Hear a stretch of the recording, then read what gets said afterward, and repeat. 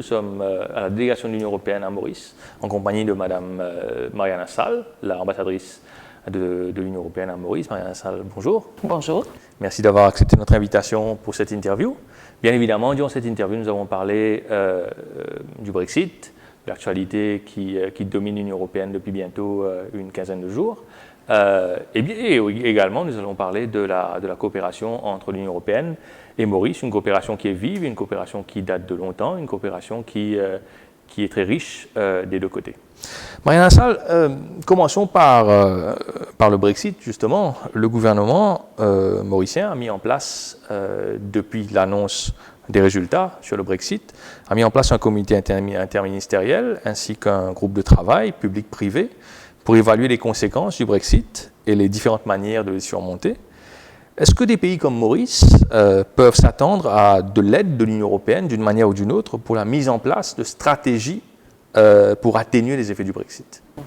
Bon, je voulais commencer par dire que oui, il y avait le référendum en Angleterre, au Royaume-Uni. On est toujours en train d'attendre la notification officielle du Royaume-Uni. Donc pour le moment, dans le point de vue légal, rien n'a changé. Le Royaume-Uni reste membre de l'Union européenne avec tous les droits et les obligations. Et puis, on attend la notification. Après, il y a les négociations entre le Royaume-Uni et l'Union européenne au sujet de l'accord de retrait. Et aussi, il faut déterminer quel type de relation le Royaume-Uni veut avoir avec l'Union européenne. Donc, c'est vraiment beaucoup trop tôt pour moi de prononcer sur ces sujets-là.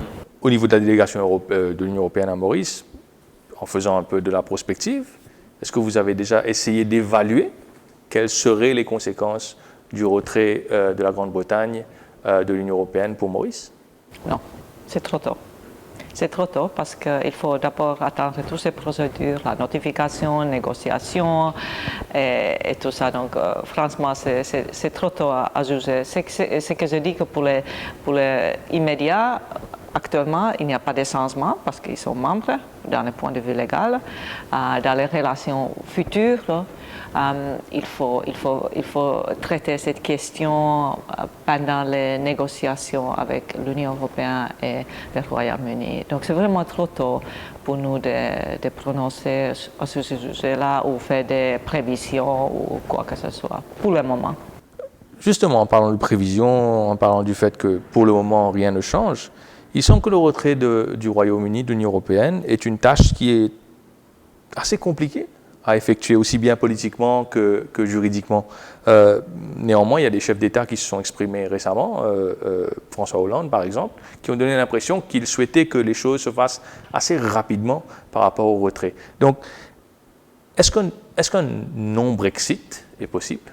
C'est que les leaders européens ont dit, c'est que le président Juncker de la Commission européenne aussi, il a dit que maintenant c'est vraiment, il veut que assez rapidement le Royaume-Uni prononce sur ces sujets-là. Donc envoie la notification légale. Donc c'est ça le message que les leaders européens ont dit au Royaume-Uni, que maintenant il faut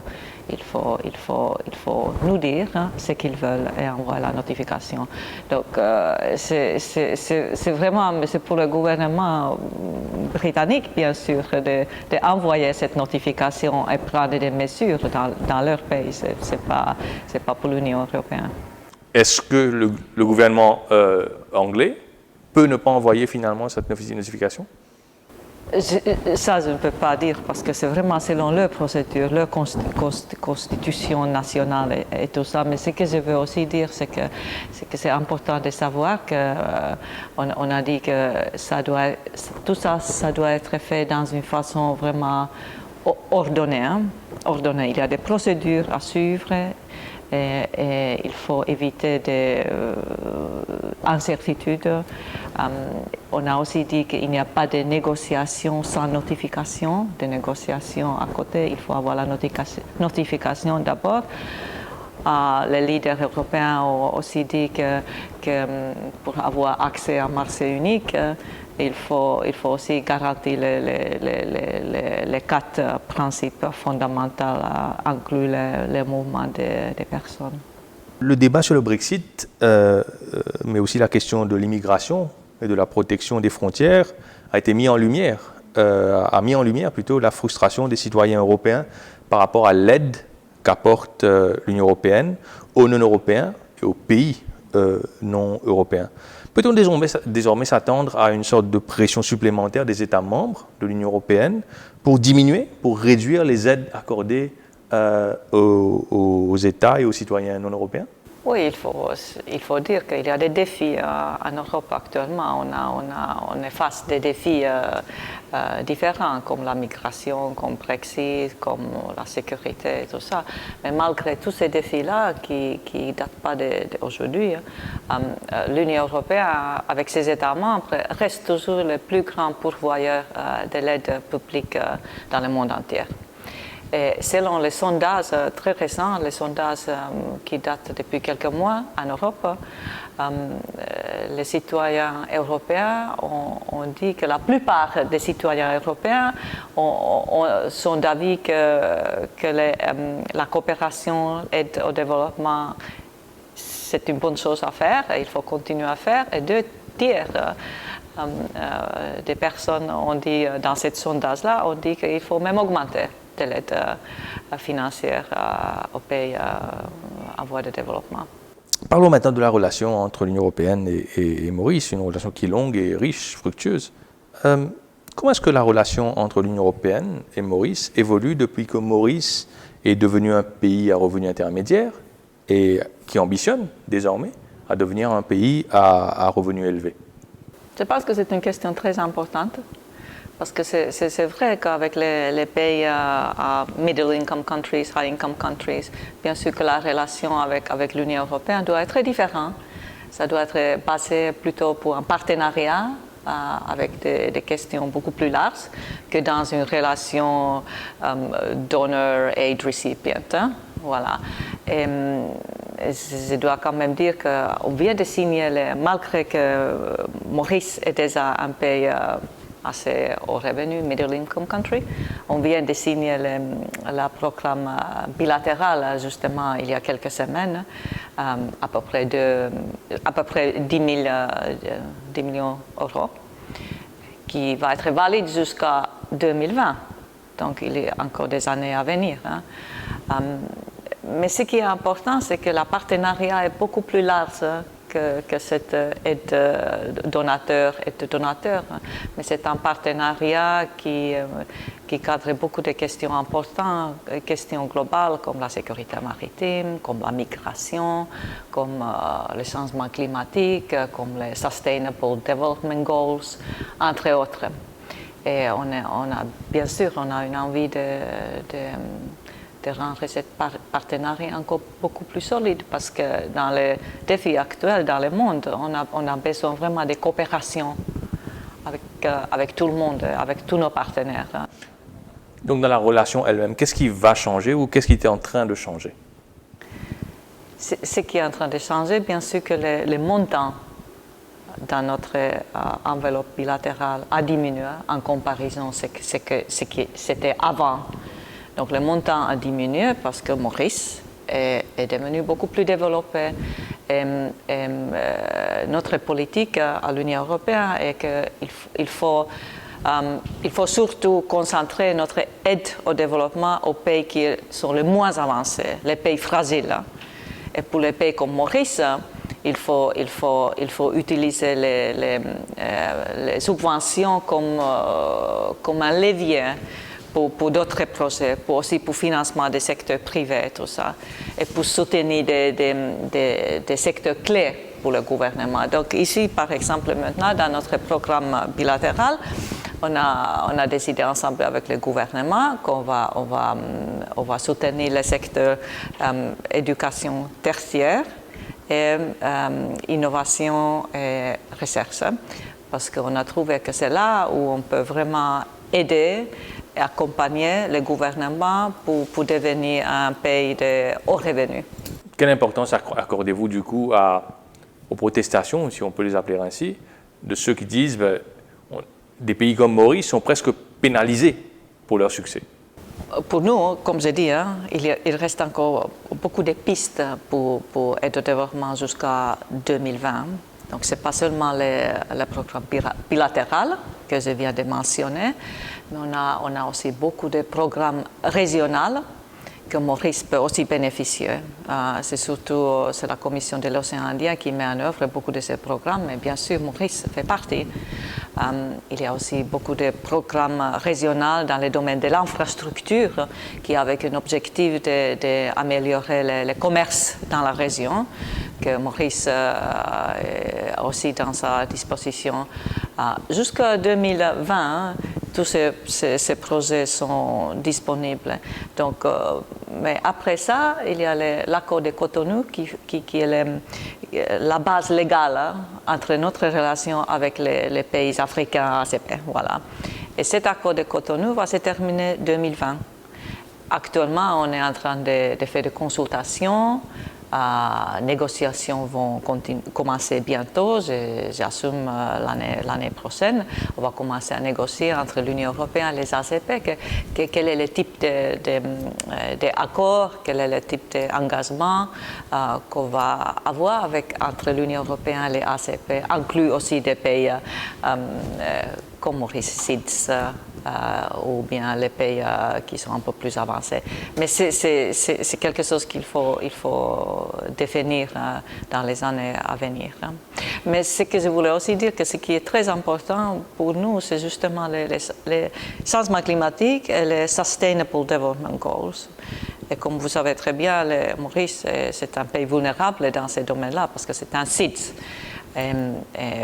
Déjà actuellement, on a plein des initiatives ensemble, des projets ensemble où on finance ces deux sujets. Maurice figure justement parmi les pays africains et Pacifique, parmi les principaux récipiendaires d'aide sous les différents fonds européens de développement, par exemple. À quel point l'Union européenne est satisfaite de l'utilisation de ces fonds jusqu'ici par Maurice et quelles éventuelles améliorations peut-être souhaiteriez-vous voir dans l'utilisation de ces fonds? Généralement, on est satisfait de façon comment notre fonds ont été utilisés parce qu'ils ont généralement été utilisés selon les règles et les procédures de l'Union européenne. Voilà. Et comme vous savez, avant, presque toute notre aide était sous une forme d'appui budgétaire, hein, ce qui veut dire que nos fonds vont aller directement dans le budget national. Il y a des conditions préalables pour un pays d'avoir accès à ce type d'aide. Hein. Maurice a pu accéder. Aussi, il y a des indicateurs qu'il faut faire follow-up, il faut faire monitoring au sujet des résultats après, avant qu'on puisse verser ces fonds sur la compte du gouvernement. Donc, en général, ça s'est bien passé ici, selon les règles européennes. Bien sûr, on a autre type de projets aussi qui vont directement dans les ONG ou des institutions non étatiques. Et voilà. Et là, il y a un suivi régulier entre les gouvernements et la délégation de l'Union européenne à ce sujet-là. Vous avez évoqué la date de 2020 comme l'arrêt programmé de l'accord de Cotonou tel que nous le connaissons. Est-ce que des pays comme Maurice ont une garantie de l'Union européenne que les aides sous d'autres formes continueront à être proposées à des pays comme Maurice après cette date-là? Bon, tout est ouvert, hein. C'est trop tôt de dire. Je pense qu'il n'y a pas de garantie pour n'importe qui avant que la négociation ait été conclue. Mais maintenant, c'est un moment pour tous les partenaires de donner leur avis. Ce qui a marché bien avec Cotonou, ce qui n'a pas marché, comment il fallait changer, quelles sont les best practices et tout ça. Donc, on a vraiment fait une consultation très large avec tous nos partenaires, hein, pas seulement les États, mais la société civile et la publique en large aussi.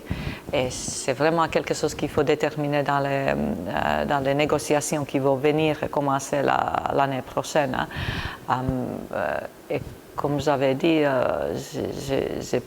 je pense très fortement que les questions comme changement climatique, les vulnérabilités des petits États insulaires, les SDGs vont être des facteurs qui vont déterminer au moins une certaine, qui vont former le framework pour ces accords d'une certaine sorte. Depuis 10 ans qu'on sait que l'accord de Cotonou va arriver à échéance, sa fin est programmée.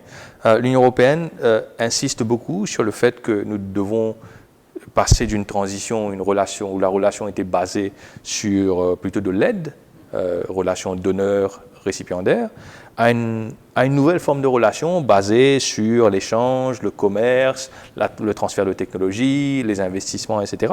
De quelle manière l'Union européenne est en train d'aider Maurice justement à augmenter ses exportations, ses échanges, ses liens avec l'Union européenne pour justement rentrer dans cette deuxième phase de relation? This is really important. This is really an important question because what I always said is that it's not the aid which lifts countries out of poverty, but it's really trade and investment.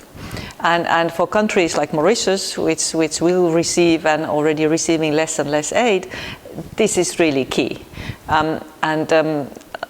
Thanks to the economic partnership agreement that we have with the government of Mauritius and 3 other countries in this region, this supports the trade and investment and supports the transition from aid to trade and investment, making the business environment more predictable and secure.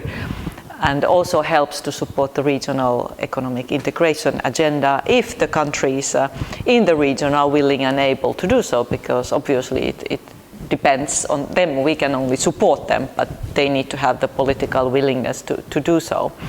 And for Mauritius, what is really important is that in this, under this economic partnership agreement, they can export 100% duty-free, quota-free to Europe of Mauritian products. And in addition to that, there are certain rules of origin in this agreement, which means that if certain inputs are brought from other countries in the region, and then the value addition is done here in Mauritius, they can import this product as a Mauritian made to Europe without duties and taxes. And this is of course good for the business and the competitiveness and the growth agenda of Mauritius. And this economic partnership comes with the financial envelope as well, so we can support the government to reap the full benefit out of this agreement.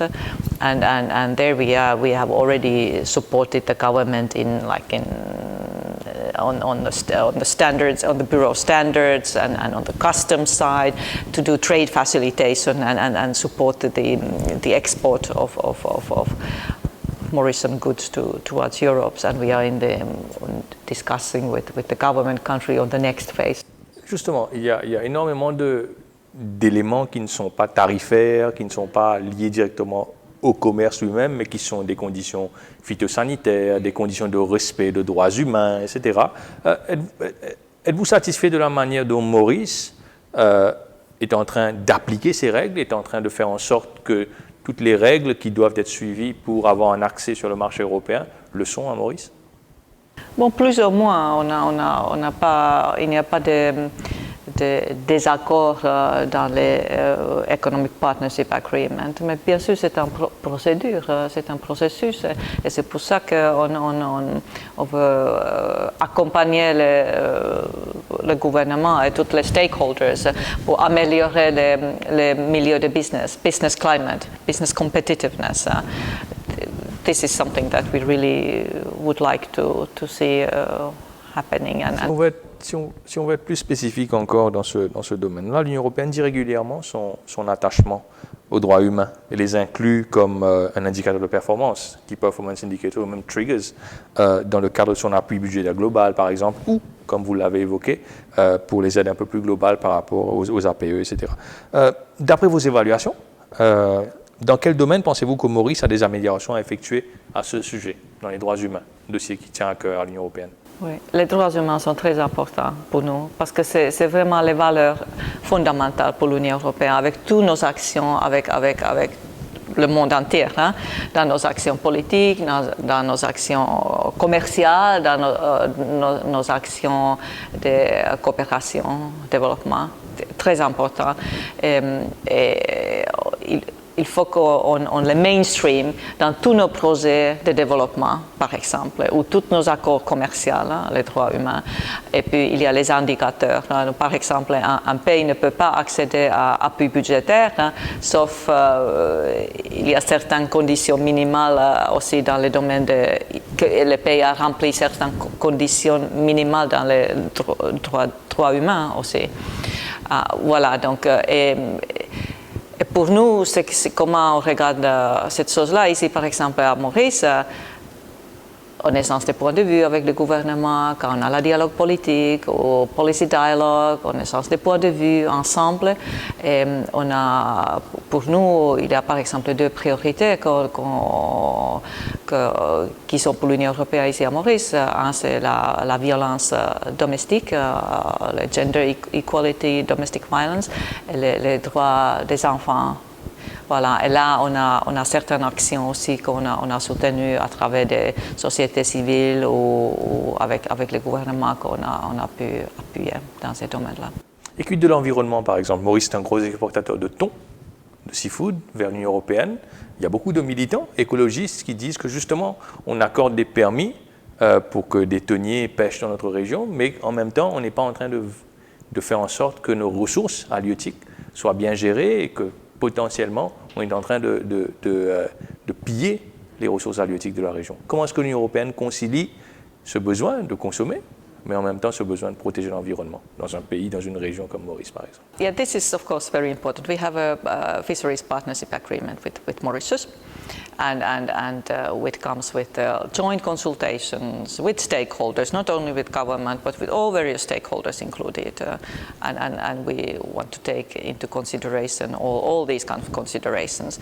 But as these are global issues as well, and some of these are addressed at regional fisheries bodies, including the Indian Ocean Tuna Commission, for example, which just had its meeting recently, where the issue of yellowfin tuna overexploitation and the methods how to fish and so on were decided together with the region, and European Union was part of those negotiations together with Mauritius and other countries in the region. So I think these are the bodies where we really need to have these kind of decisions and discussions, because it's not only an issue for Mauritius or for a certain European country, but it's really a regional issue. L'Union européenne est un partenaire de développement majeur pour le pays. L'aide européenne est, dans la plupart des cas, accompagnée d'indicateurs de performance clairs et connus. Ceci dit, existe-t-il une sorte de compétition ou de préoccupation par rapport à d'autres pays, je citerai peut-être l'Inde ou la Chine, qui proposent également de l'aide à Maurice, mais peut-être avec d'autres types de conditions, parfois peut-être plus floues? Pour nous, parce que notre aide, c'est vraiment des subventions. Donc, bien sûr, on est responsable vers notre contribuable européen. C'est taxpayers' money, contribuable européen. Donc, il faut qu'on suive. Il y a des conditions et un suivi que comment on a utilisé les fonds des contribuables européens. C'est pour ça qu'on a des procédures assez strictes et rigides pour ça. Ça, c'est un. Deux, c'est que compétition aussi, ça peut être une bonne chose. Je trouve que le monde est assez grand pour tout le monde, hein, et tous les pays ont besoin de diverses sources de fonds. Ce qui est important, c'est bien sûr que s'il y a plusieurs de donateurs, que les donateurs coordonnent et que tout le monde sait ce que l'autre fait, qu'on coordonne, qu'on a une action commune pour le bien-être des pays. Et troisièmement, je trouve que c'est vraiment pas l'aide qui réduit la pauvreté ou fait monter les pays. C'est vraiment l'investissement et le commerce.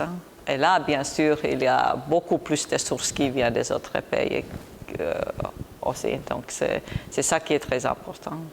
L'investissement et le commerce en Europe a été dopé par le fait qu'il y a eu une intégration au niveau européen des différents pays, poussé dans le cas de l'Europe assez loin. À quel point est-ce que vous êtes satisfaite des efforts d'intégration régionale qui n'ont pas toujours abouti dans notre région? Et quels avantages essentiels pensez-vous que le pays, que la région pourrait bénéficier à travers une plus grande intégration, justement? C'est un processus, hein, ça prend du temps. Voilà. Donc, exactement. Donc, je pense que l'Union européenne, c'est un bon exemple. On a construit pendant des années et c'est une construction unique dans les procédures d'intégration économique. On est plus avancé qu'aucune autre région dans le monde. Donc, on est bien sûr prêt à donner nos exemples et échanger des points de vue et tout ça. Mais dans cette région-là, c'est un processus, step by step, ça prend du temps. Et bien, il faut avoir political willingness, il faut avoir une motivation, il faut vouloir avancer. Et en ce qui nous concerne, on trouve que l'intégration régionale, c'est une très bonne chose. Hein. Et c'est pour ça qu'on soutient beaucoup ces organisations régionales, SADC, EAC, COMESA, et que Maurice fait partie de COMESA et SADC. Et Maurice, bien sûr, peut bénéficier de l'aide qui vient de ces organisations, qui est souvent l'aide de l'Union européenne. Donc, c'est surtout ça. Vous avez évoqué, et on va terminer par cette question-là, vous avez évoqué le political willingness. Cela fait 1 an que vous êtes à Maurice. Nous avons un gouvernement qui vient d'arriver au pouvoir il y a 1 an et demi, 2 ans. 1 an et demi. Sentez-vous ce political willingness pour faire avancer les choses, pour développer le commerce, pour développer l'investissement? Par exemple, là, on a un budget qui arrive dans quelques jours. Sentez-vous qu'il y a un effort fait dans ce domaine-là? Bien sûr qu'il y a beaucoup de choses qui se sont passées dans ces pays après. Je n'étais pas ici avant les élections. Je sais qu'il y a, ça fait même pas encore 1 an que je suis ici, mais le gouvernement a une vision de 2030. Et qu'il faut mettre en place. C'est une vision ambitieuse. Maintenant, c'est bien sûr qu'il faut le mettre en place. Il faut implémenter. Il y a des stratégies et il faut les pousser. Nous, on est bien sûr ici pour accompagner le gouvernement dans certains domaines. Là, on a conclu, we have agreed that we work together, like on the tertiary education and on science and innovation sector, on climate change. We have a lot of things that we are doing together. So on certain issues, yes, we are ready here to support this aspiration to become a high-income country. But of course, a lot depends on the domestic strategies and vision and implementation of these policies. Madame Salle, merci beaucoup. Merci.